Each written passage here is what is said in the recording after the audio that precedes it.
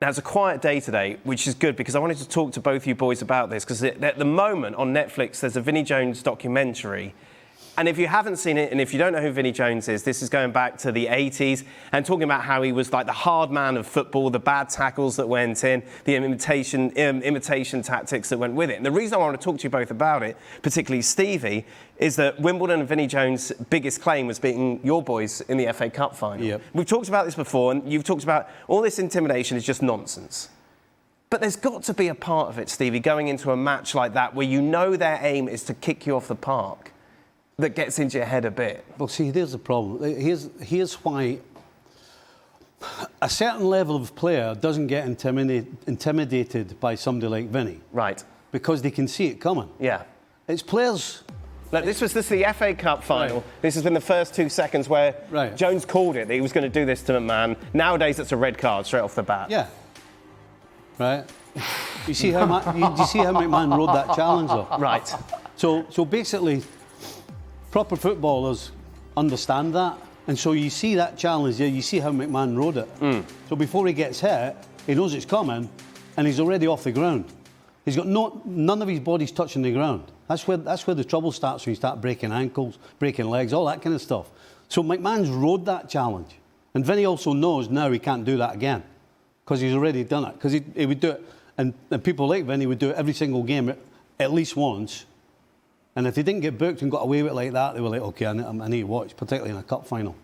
So the problem is, the lower you go down in the level of quality and the level of football brain, it's when all the trouble starts, because players don't see it.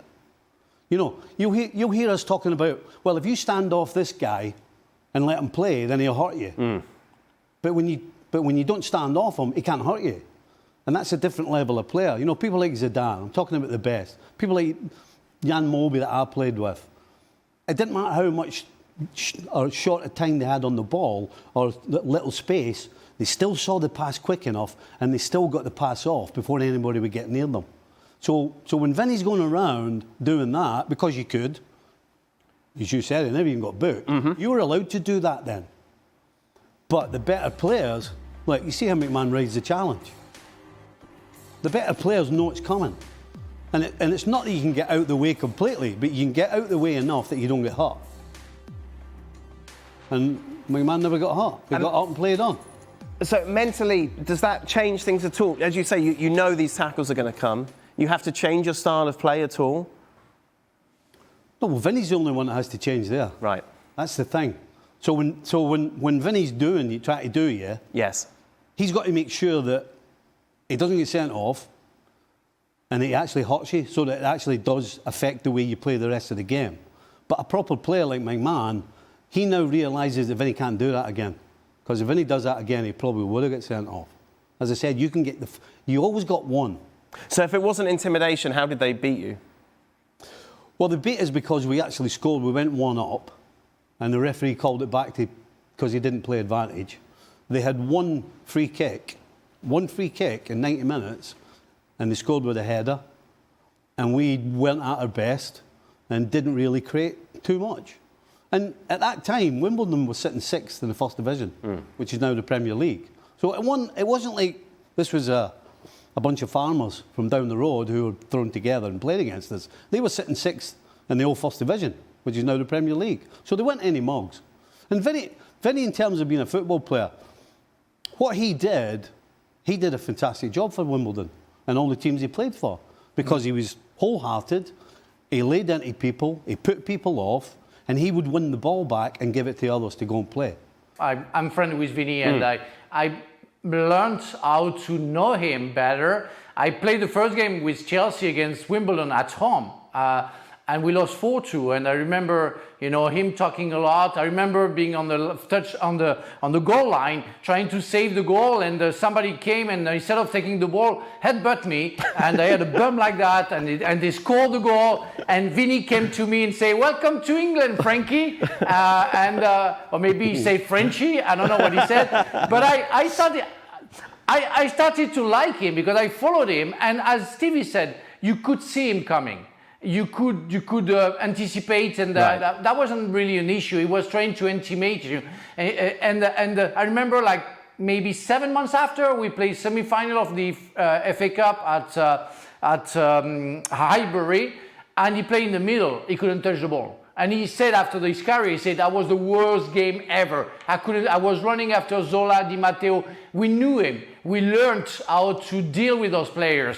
So it was a good pitch. Can you imagine when it's a bad pitch, and we saw against Manchester United, the bad pitch, those players are unplayable because they destroy everything. But as part of their game, you have to respect that. That's their strength, and I respect to those players because that was a lot at that time. Of course, nowadays, that guy doesn't play 5 minutes. He doesn't even play 2 minutes like we saw in the FA Cup final. But that was his game. It was planned. It was part of the tactic. It was hard to cope, but yeah, you could see him coming. You could jump, not keep your feet on the ground to make sure that if he tackles you, touching you, you fly, but you're not injured, and that would be fine. So that was hard, but the guy is funny. He's like in his movies. He's really funny. He was absolutely crazy, but as a crazy gang. And I played with Dennis Wise, who played with him and won that FA Cup against Stevie. They were mad people.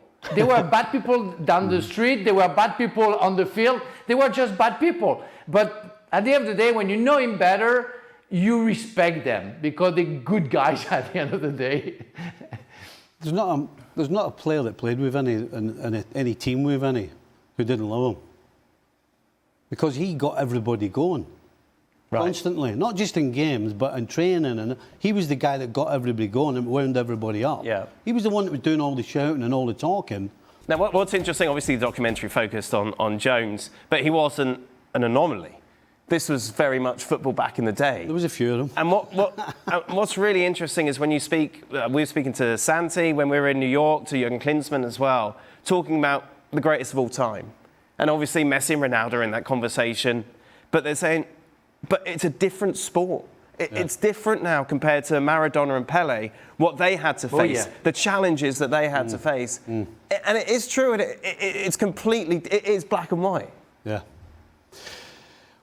You know, there was an art and a respectability about kicking people back then. As daft as that may sound, there was a way to do it professionally. And it was accepted. To the point where if you actually were on the end of it and got caught, you understood that it was your fault for putting yourself in that position. Wait. Explain that to me. Well, so there's a 50-50 ball. The way to do it is you look as though it's going to be 50-50, and just as you get in there, you pause for a second and let them get there first, and then you lift your boot up, and then you get them. Which is a red card now. Which is a red card now, because you've got. Yeah, VAR. Back then, that was accepted behaviour. And as I said, if you were on the other side of that and got done, you understood that a lot of the blame was on you for letting yourself get done and putting yourself in the position to get done. That was professionally accepted. And it was your fault for getting done, not the other guy for doing you. Frank? That's the mentality. That's nuts, Frank. That's the mentality. Now that's mad, but I remember, and you talked about Jurgen Klinsmann, and I played against him when he was in Monaco against Strasbourg, and I knew what to do with him. And the first 10 seconds of the game, I came and I tackled him.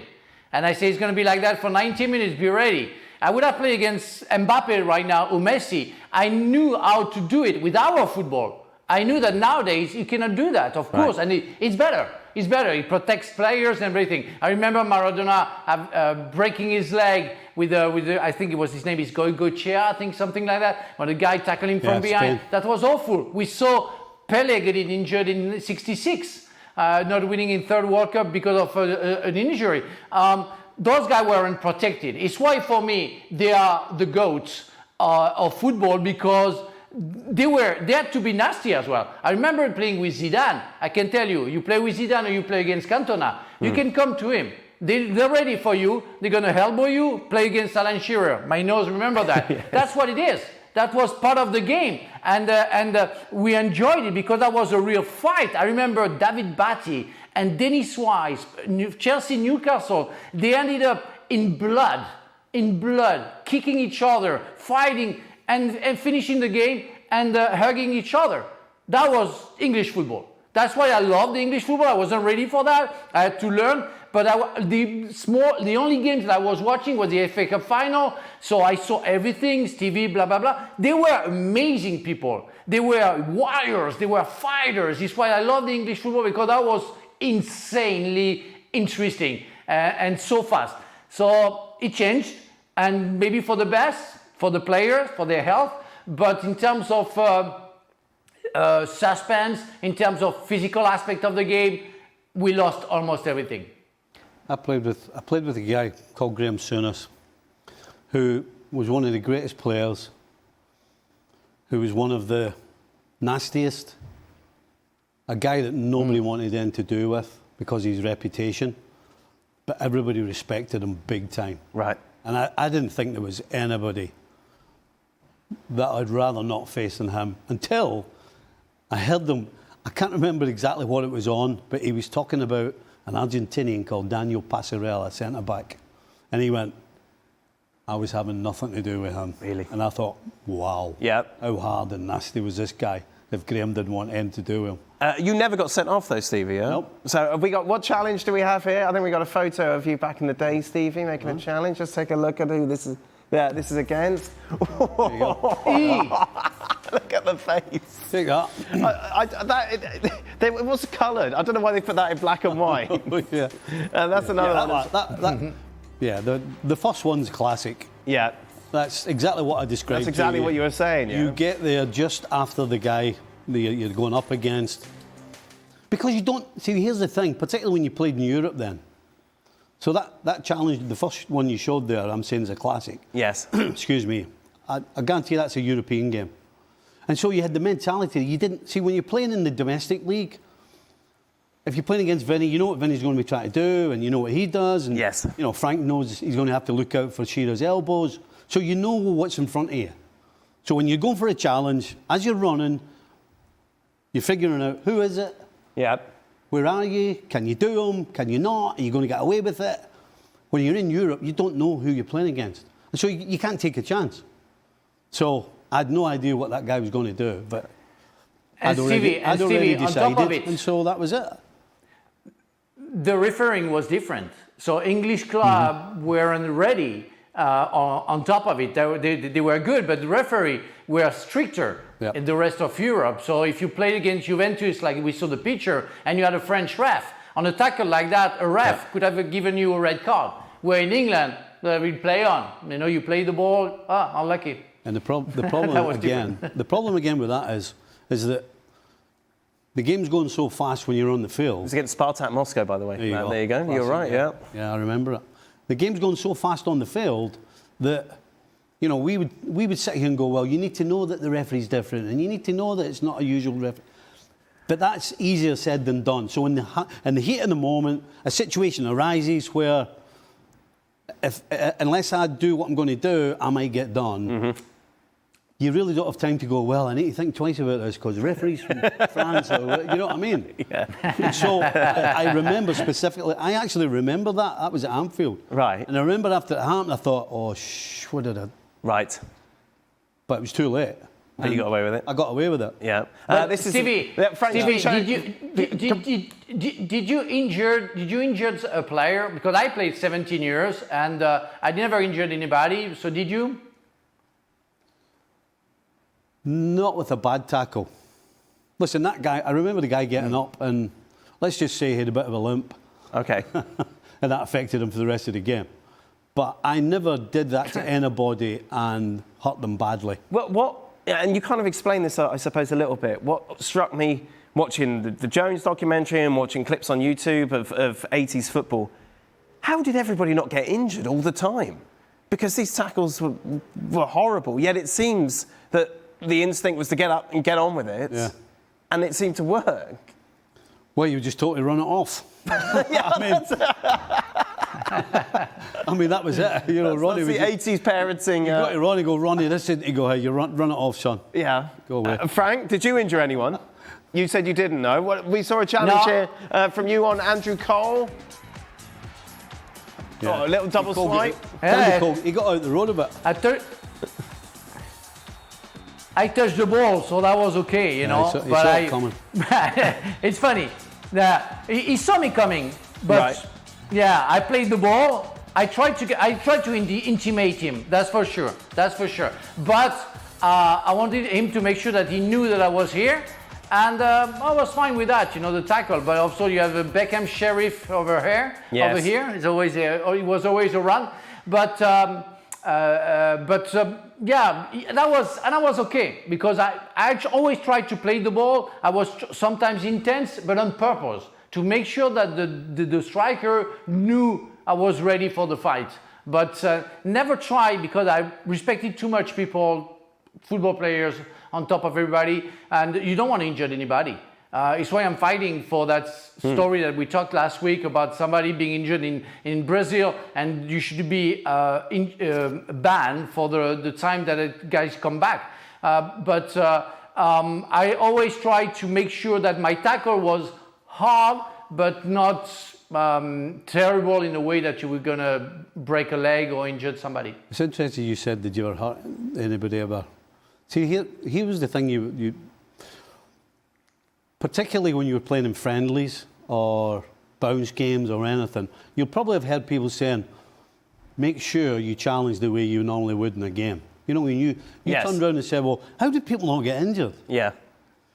And there's absolutely no way to explain that to anybody, because we don't know either. And I once challenged a guy called Tom Sundby. I was playing for Scotland against Norway, and Tom never played again. He did his knee on the challenge. And 100%, it was just a challenge. Okay. It wasn't one of those... It wasn't malicious. No, not malicious. It was just two guys went straight and smashed into each other, and unfortunately, Tom never played again. And so how do you figure out how that happens to him, but then a challenge that you just showed, the guy just has a limp for a bit. Yeah.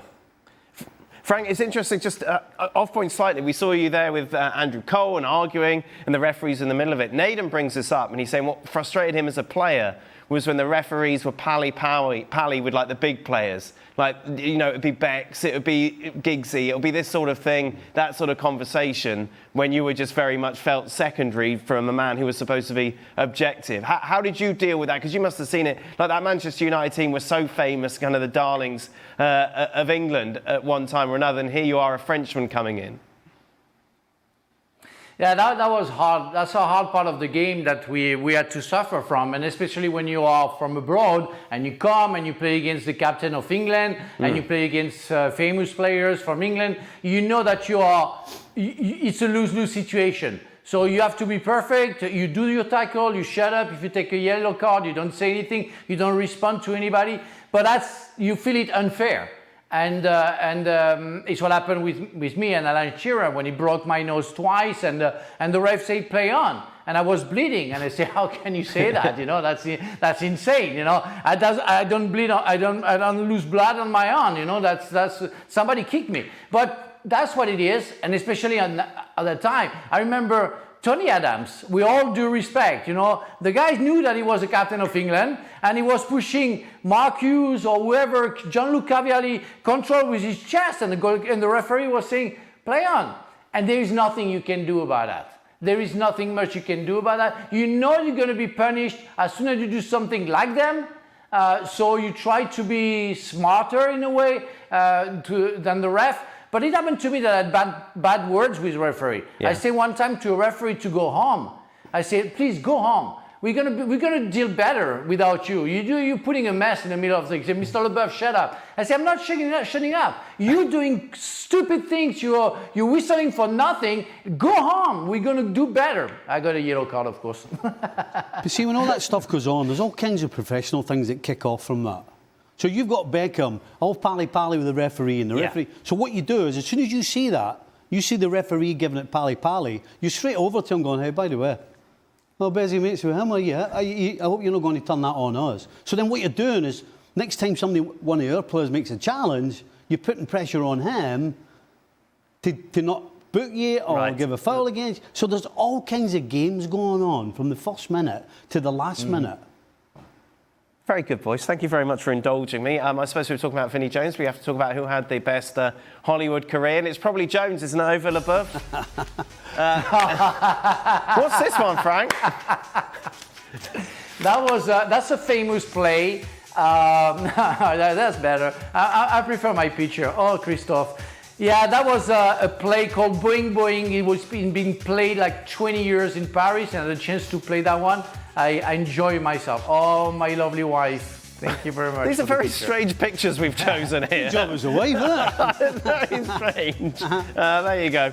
Lock, Stock. Lock, Stock's very good. Did you enjoy Lock, Stock? Yeah, it was good. Good movie. Good movie. And I'm sure Frank's plays are great. Very good movie. Yes, all right. Well,